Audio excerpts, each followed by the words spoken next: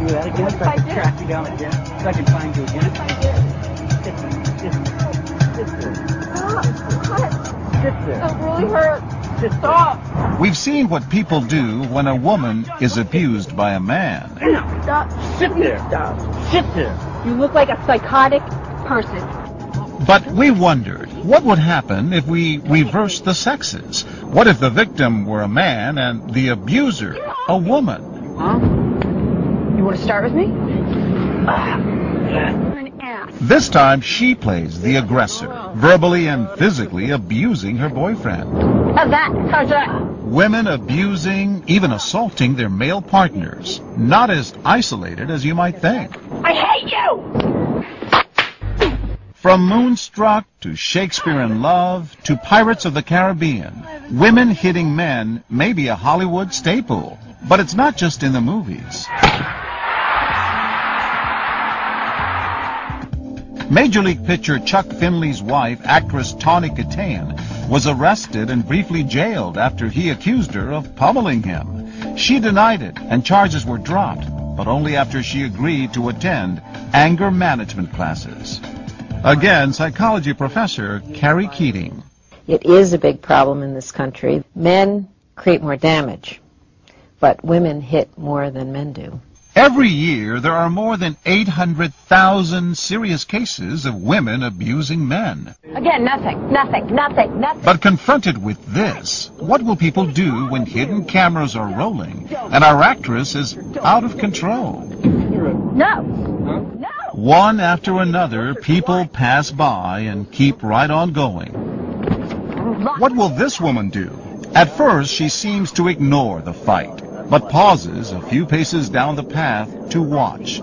She tells us she didn't think this woman could pose any real physical threat. It didn't look like any harm was being done. I didn't immediately think to protect the man at all. But now we're about to meet a woman whose reaction is instant, visceral. Watch closely. No, get up. No. Why don't you calm down? What went through her mind? Good for her. You go, girl.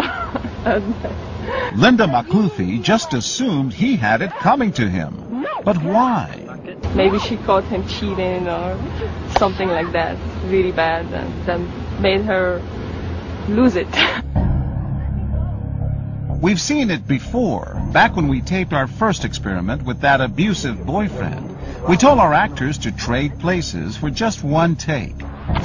Tell me right now. All right. Why? Chill out. Why? All right. And later brought bystanders together to talk about what they'd seen. My first thought was that he must have cheated on her. I was thinking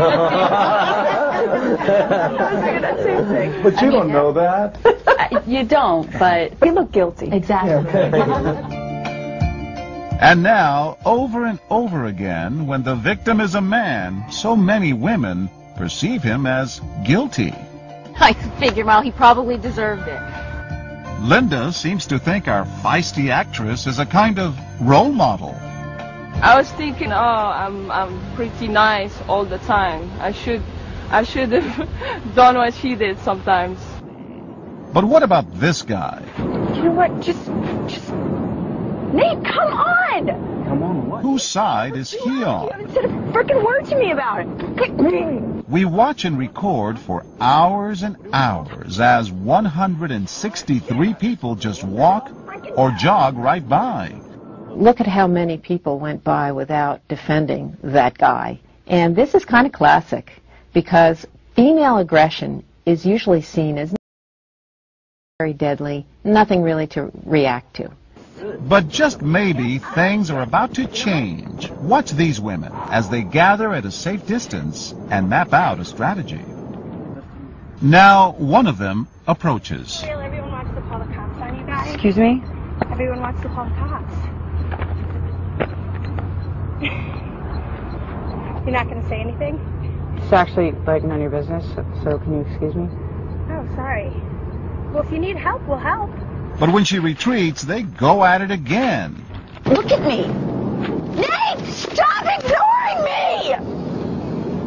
What the? You're not even... Look, Nate, hello! Hello!